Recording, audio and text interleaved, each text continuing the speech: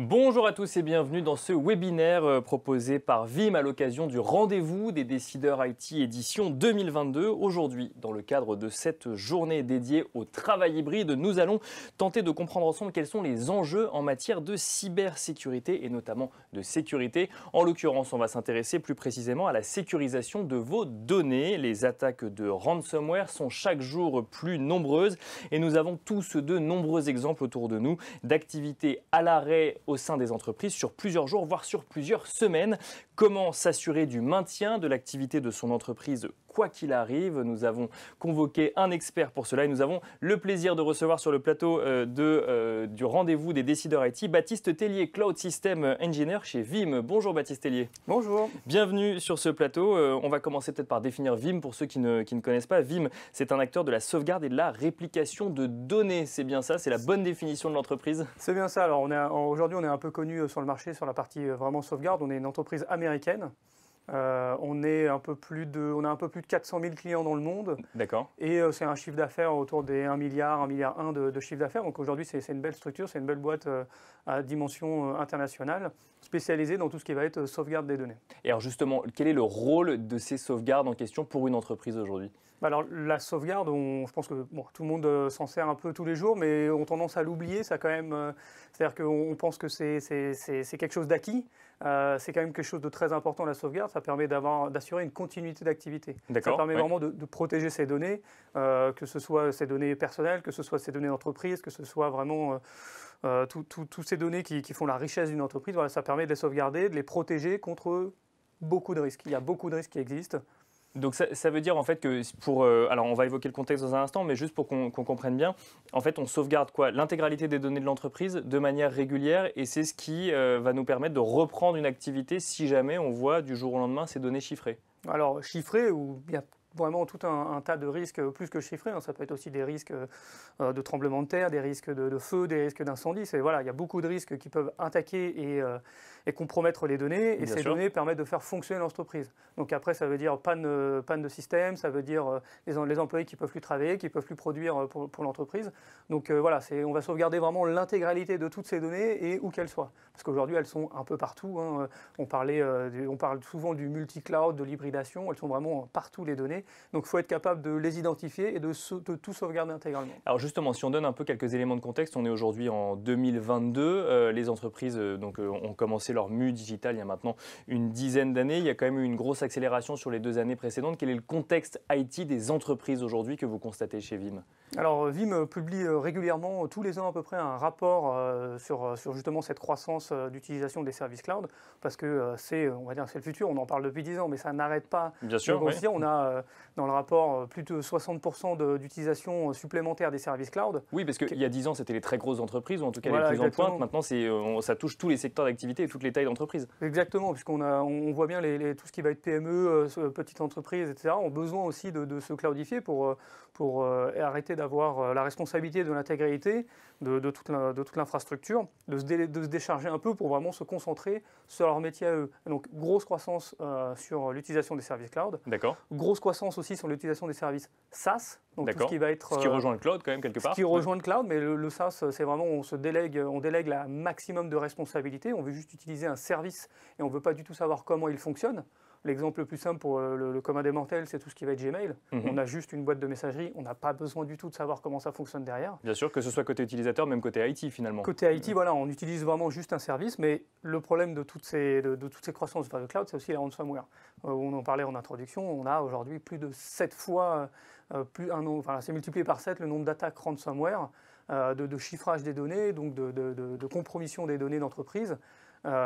Voilà, c'est multiplié par 7 quoi, par rapport à l'année précédente? Par rapport à l'année précédente. Donc okay. D'une année sur l'autre, on a x7. Alors avec la pandémie, on a vu, mais oui, c'est vrai, on a vu des brèches absolument partout et des ransomware absolument partout. Et avec surtout, en fait, on se rend compte que c'est des risques qui touchent toutes les entreprises et pas forcément que les grosses entreprises. En fait, c'est des attaques de masse presque. Et ensuite, après, on chiffre des données parfois d'une TPE qui pense ne pas être la cible parce qu'elle n'aurait pas les moyens de payer, mais en tout cas, son activité est arrêtée. Mais complètement. Il y a des attaques ciblées et il y a des attaques vraiment de large d'attaque assez large. Et donc, on peut se retrouver soit dans une entreprise, une grosse entreprise ciblée, ou alors juste pas de chance, on était dans une attaque de masse et généralement, le maillon faible, ça va être quelqu'un qui a cliqué sur un mail, ça va être quelqu'un qui s'est fait usurper son identité. Voilà, ça peut aller très vite. Et donc, oui, c'est vraiment ça. Aujourd'hui, c'est tout le monde. Alors, pour bien comprendre les enjeux, là, vous nous avez donné l'exemple de Gmail, par exemple. C'est vrai qu'il y a des outils qui sont très plébiscités aujourd'hui en entreprise, de Gmail, mais aussi Microsoft 365. On imagine bien ce sujet ransomware, par exemple, quand on a un serveur de données stocké dans un entrepôt au sein des locaux de l'entreprise. On va lancer une attaque sur ce serveur. Les données sont cryptées. Bon, on n'a plus effectivement accès à ces données. Là, l'activité est à l'arrêt. Quand on fait appel à des services cloud gérés par des géants du numérique, là, normalement, on se dit qu'on est prémuni contre ce genre de risque, puisque des sauvegardes, il y en a déjà énormément. Oui, tout à fait. Mais alors, l'exemple le plus simple, j'ai pris Gmail, parce que c'est pour vraiment le commun des mortels, les gens qui ne sont pas techniques. Après, dans la technique, aujourd'hui, on a vu beaucoup d'accélération sur l'utilisation de Microsoft 365. Donc Microsoft a fait un très gros push, c'est très utilisé aujourd'hui en France. Et je crois que les derniers rapports, c'était plus de 55% des entreprises ne sauvegardent pas leurs données qui sont dans Microsoft 365. Mais alors pourquoi doivent-elles le faire? Parce qu'en fait, elles ont une mauvaise perception du partage de responsabilité. C'est que Microsoft est responsable de tout ce qui va être infrastructure. Donc le fameux serveur normalement qui tourne chez soi, on le fait tourner par Microsoft. Et donc Microsoft est responsable de cette qualité de service, qui soit toujours disponible, qui soit sécurisé, etc. Mais les données qui sont dessus, donc les données qui sont dans ces services de Microsoft, que ce soit Exchange, SharePoint, OneDrive, Teams, tous ces services, les données qui sont dessus, c'est de la responsabilité du client. C'est de la responsabilité de l'entreprise. Donc toutes ces données dont on parle depuis le début, qu'il faut les sauvegarder, ce n'est pas parce qu'on les a poussées chez Microsoft que naturellement, elles vont être sauvegardées par Microsoft. Il n'y a pas de service de sauvegarde associé avec le service de faire tourner ça dans le cloud. Donc le simple fait de passer par des services cloud ne veut pas dire que derrière les données sont immuables et qu'on pourra les récupérer quoi qu'il arrive. C'est exactement ça. Elles sont pas. C'est la perception aujourd'hui, c'est le problème de perception qu'il y a sur le marché. Et donc ça fait quand même 2, 3, 4 ans que cette perception a tendance à changer, parce qu'on est passé de 70% non sauvegardés à plus de 55%, et j'espère que le prochain rapport sera peut-être 40, 45, quelque chose comme ça. Mais voilà, ils se disent, oui, bon, la corbeille que j'ai dans mon OneDrive, dans mon Exchange, ça suffit, c'est une sauvegarde. Bah non, c'est pas de la sauvegarde. Une corruption des données, un ransomware, une perte, donc il y a beaucoup de risques, on pourrait lister ensemble les risques pour que les gens puissent facilement visualiser ce que ça représente. Mais voilà, c'est pas sauvegardé nativement par Microsoft. Microsoft ne propose pas de sauvegarde sur ces services Microsoft. Justement, les risques, quels sont les risques à ne pas sauvegarder ces données, Baptiste Tellier? Alors, là, vous m'avez lancé une perche, moi j'ai envie de comprendre. Oui, non, mais il faut vraiment que les gens y comprennent que les problématiques qu'on avait sur ce fameux serveur on-premise, on les retrouve exactement les mêmes sur ces services cloud. D'accord. La suppression accidentelle, voilà, un utilisateur qui supprime ses données, on va avoir une corbeille. Oui, donc là, on est loin du ransomware quand même. Ah non, mais on va commencer par le plus simple, la suppression des données accidentelles. Donc ça, c'est un risque pour l'entreprise. C'est un risque pour l'entreprise. Une erreur humaine. Une erreur humaine. La fameuse erreur humaine où on supprime quelque chose, où on le déplace dans un dossier, puis on supprime le dossier, puis après on va voir la personne de l'IT en disant bonjour. On a fait CTRL-Z, ça marche pas. Je ne comprends pas, ils sont mes données, personne ne les retrouve, et voilà, c'est perdu. Donc c'est important d'avoir une sauvegarde. Les autres risques, ça peut être tout ce qui va être la cybersécurité. Parce que les risques de désastres naturels, là, on les a bien mitigés avec l'utilisation d'un cloud public, d'un Microsoft, par exemple, qui va être géoredondé, etc. D'accord, donc là, ça va avec la promesse de Microsoft 365 de dire que c'est accessible. Un service toujours accessible. Ça, c'est les techniques de géoréplication sur différents data centers. Par contre, les cyber-risques, les cyber-menaces, que ce soit internes ou externes, parce qu'on parle souvent de cybermenaces externes, d'un ransomware qui a crypté les données. Bien sûr, ça peut arriver, parce qu'un SharePoint, c'est qu'un serveur de fichiers. Hein. Il peut se faire crypter si jamais il est monté sur un poste de travail, des choses comme ça. Ça peut se faire crypter un OneDrive, ça peut se faire crypter un SharePoint. Mais on ne pense pas aussi aux menaces internes. Un employé qui n'est pas content quand il part d'une structure, parce qu'il a été licencié. Qui part avec les données. Qui part avec les données, qui supprime tout avant de partir, qui essaie de mettre le bazar, ou tout simplement des choses qui sont mal sécurisées. Par exemple, un SharePoint qui est accessible sur Internet. Ça, on a vu plein de failles de sécurité ou de brèches de divulgation des données. On en voit presque toutes les semaines, malheureusement, et ça suffit juste que c'est mal sécurisé. Ça peut être un SharePoint qui est publié sur Internet, qui a été mal configuré. N'importe qui peut avoir accès parce qu'il l'a trouvé par hasard. Et potentiellement l'éditer ou l'éditer, le supprimer, le modifier. Donc voilà, c'est beaucoup de risques aujourd'hui sur ces données en les faisant tourner dans le cloud. Et il faut toujours, c'est là où la sauvegarde a son intérêt, c'est vraiment de garder ces données en dehors de la production. Pour que si jamais la production a un problème, quelle qu'elle soit la production, hein, quel que soit le cloud, public, privé, on-premise, Microsoft, ce que vous voulez, il faut toujours avoir une copie des données en dehors de la production. Et alors justement, quand on parle de sauvegarde de données, très souvent on entend stratégie de rétention. Alors qu'est-ce que ça veut dire une stratégie de rétention quand on parle de données et de stratégie IT? Alors il y a deux choses à comprendre dans une rétention, c'est combien de fois je sauvegarde par jour mes données. D'accord. Voilà, pour pouvoir, si jamais il y a un problème, que je puisse revenir. C'est ça une stratégie de rétention, c'est configurer en fait le nombre de fois où je vais assurer des sauvegardes pour récupérer la dernière version le jour où j'ai un problème. C'est ça, il y a vraiment combien de fois je vais sauvegarder mes données dans une journée pour revenir au plus proche de mes données si jamais il y a un problème. D'accord. Et la stratégie de rétention, c'est aussi la rétention, comme son nom l'indique. Où est-ce que je les stocke? Où est-ce que je les stocke et combien de temps je les stocke? Parce qu'il y a des obligations légales dans le secteur bancaire, dans le secteur des assurances, des choses comme ça, où il faut ou même pour des problèmes, on va dire, légal, RH, prud'homme, etc., c'est 2, 3, 5, 10 ans parfois. Oui, parce que parfois il y a des données clients ou des données sensibles, effectivement, Exactement. il faut les gérer, c'est là. Il faut les gérer et puis il faut pouvoir, si jamais il y a un conflit, un problème juridique ou quoi, il faut pouvoir les ressortir si jamais elles ne sont plus en production. Et donc c'est là où la stratégie de rétention, en fonction des secteurs d'activité, est assez importante. Donc voilà, aujourd'hui la stratégie de rétention sur des données qui seraient dans le cloud et qui seraient très critiques, c'est entre 3 et 5 ans généralement, mais dans des secteurs très critiques comme la santé ou le bancaire, ça peut être 10 ans ou plus ou infini. Et ça va dépendre de quoi? Ça va dépendre de l'activité de l'entreprise, ça va dépendre de l'IT de l'entreprise, ça va dépendre de ses craintes vis-à-vis de la sensibilité peut-être de ces données ou du risque d'attaque aussi? C'est généralement le secteur d'activité. Ça joue énormément parce qu'on sait que l'assurance, le bancaire, la santé, c'est des secteurs qui ont besoin d'avoir une stratégie de rétention assez longue. Et ça va dépendre aussi de la criticité de la donnée. Il y a des données qui vont être beaucoup plus critiques que d'autres. Et donc, il va falloir faire un choix un peu pour savoir voilà, quelles sont les données critiques et combien de temps je vais devoir les garder. Et ça va dépendre du secteur d'activité. Et aussi, certaines sociétés ont des assurances et ces assurances ont besoin, voilà, c'est écrit dans le contractuellement, d'avoir de la sauvegarde en dehors de la production, peut-être même plusieurs sauvegardes sur plusieurs types de données. Ça peut être du disque, ça peut être de la bande, ça peut être plein de types, sur une rétention assez longue. J'aimerais revenir, si vous le voulez bien, sur un peu les raisons qui doivent pousser à faire des sauvegardes. Alors, vous avez donné l'exemple de Microsoft 365. Toutes les données de l'entreprise ne sont pas sur les services Microsoft 365. Pour autant, on doit effectivement prendre en compte le fait que les données sont de plus en plus conséquentes sur ce service cloud ou sur ces services cloud, puisqu'en fait tout passe dans un environnement de travail hybride, ce qui est d'ailleurs la thématique de cette journée. De plus en plus de collaboration passe par ces outils-là.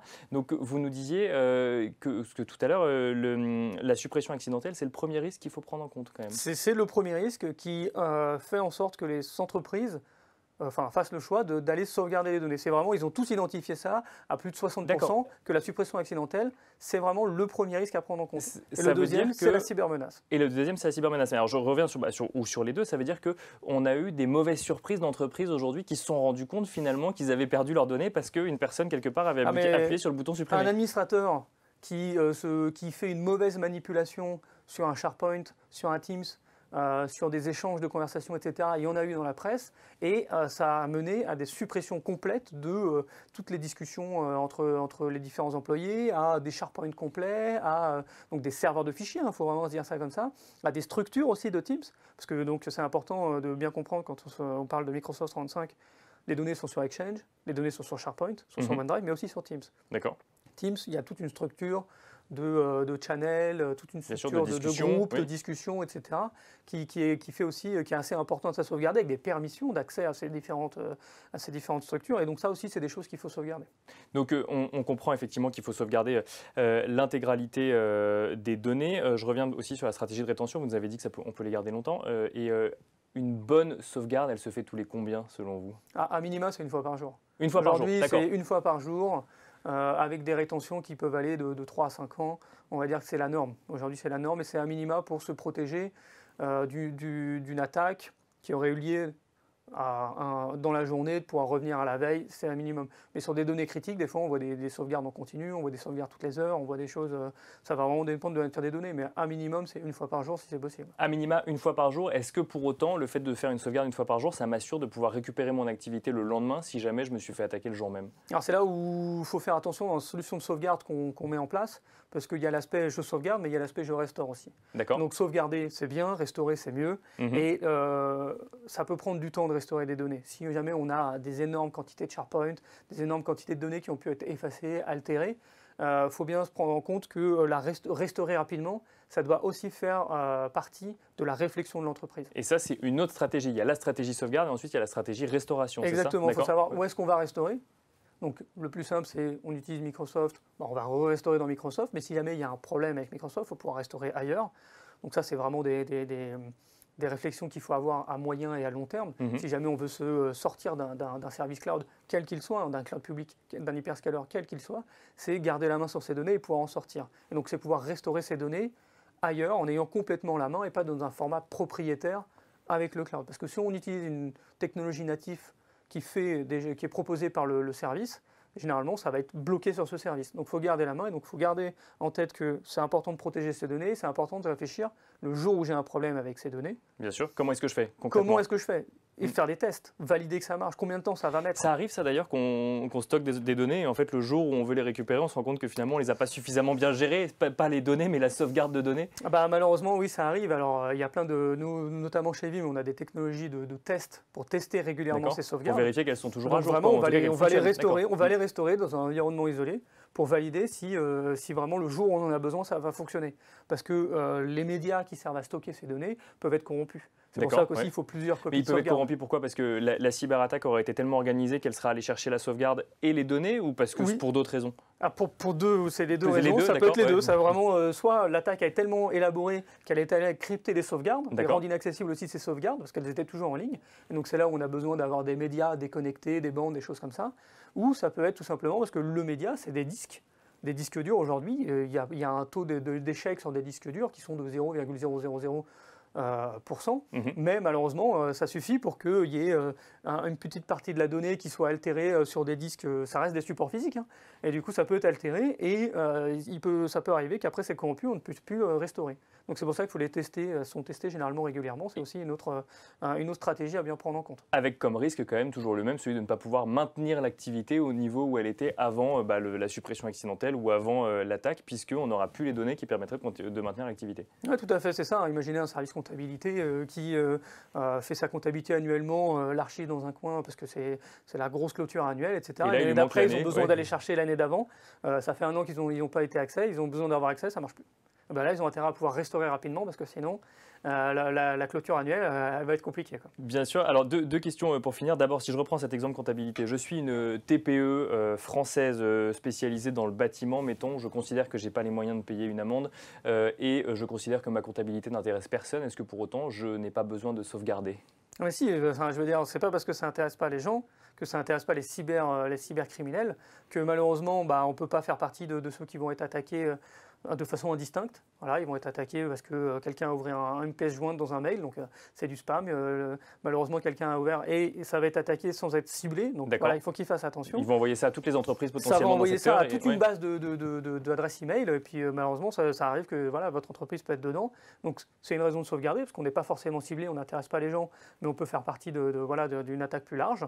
Et la suppression accidentelle, ça fait partie. Ça concerne toutes les entreprises. Ça concerne toutes les entreprises. Donc, en fait, la sauvegarde, on avait l'habitude de le faire quand on était dans un scénario chez soi, on-premise. C'était pas toujours bien géré, mais c'était quand même pris en compte. Et il faut juste continuer à garder cette réflexion, à garder ce besoin de sauvegarde, même dans des services qu'on externalise, même en disant du cloud, qui est un mot très générique, en disant du SaaS, du Microsoft 5 ou autre. Il faut toujours, quel que soit le service qu'on utilise, penser à, OK, comment c'est sauvegardé ? Est-ce que c'est offert par la solution ? Est-ce que ça ne l'est pas ? Voilà, ça n'est pas automatique en tout cas. Ce n'est pas automatique. Est-ce qu'il ne faut pas que moi aussi, en tant que décideur, en tant que DSI, je me dise bien, mes données, je les mets chez tel acteur, ce qui propose de la sauvegarde. Est-ce que je ne peux pas avoir ma propre solution de sauvegarde à moi pour vraiment avoir le contrôle des données ? Où est-ce que je vais les stocker et comment je vais les restaurer si j'ai un problème ? Donc c'est vraiment pas la 5e roue du carrosse qu'il faut laisser de côté. C'est vraiment quelque chose de très important pour la continuité d'activité. Aujourd'hui, il y a des sociétés malheureusement qui ne se remettent pas en activité parce qu'elles se sont fait ransomware, se sont fait crypter. Les sauvegardes sont parties avec et là, elles se retrouvent sans aucun accès à leurs données. Pas les moyens de payer et malheureusement il y a eu des faillites à cause de ça. Une dernière question, alors un peu complexe, mais on va essayer de faire un petit peu de prospective ensemble, Baptiste Tellier. Aujourd'hui, on est en 2022, il y a eu cette urgence liée à la pandémie d'équipement ou de réflexion sur des stratégies digitales ou de collaboration en lien avec cet environnement de travail hybride. Là, on est dans une réflexion plus long terme pour toutes les DSI, pour toutes les entreprises, en lien avec leur stratégie digitale. Qu'est-ce qu'il faut mettre en place aujourd'hui qui soit toujours d'actualité dans 5 à 8 ans? Alors, question complexe, hein, on ne le sait pas, il y a plein de risques nouveaux qui peuvent apparaître, il y a plein de solutions nouvelles qui peuvent apparaître, mais qu'est-ce qu'on fait aujourd'hui en prenant le moins de risques possible par rapport aux évolutions du marché sur les prochaines années? Alors, c'est sûr que c'est une question. Ce sera une réponse de Baptiste Tellier de Vim. Voilà, c'est une question très complexe parce qu'on a vu qu'avec le contexte sanitaire, le contexte géopolitique, tout peut changer du jour au lendemain. Bien sûr, et donc, on imagine que si les services sont coupés avec les États-Unis, parce qu'il y a beaucoup de boîtes qui sont américaines, beaucoup de boîtes qui sont même européennes, voilà, faut savoir, mais les services des achats savent très bien, voilà, savoir quand même quels sont les services qu'on achète.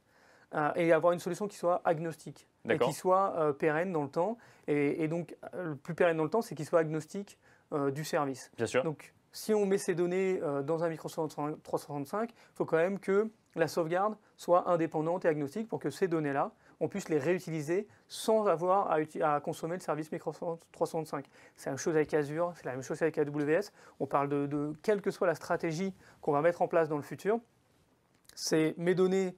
Ok, je les fais gérer, mes services, je les fais gérer, mais mes données, c'est les miennes. Comment je les sauvegarde, comment je les restaure, et vraiment avoir quelque chose d'agnostique de ce service-là pour pouvoir changer de service, pouvoir être hybride le plus possible.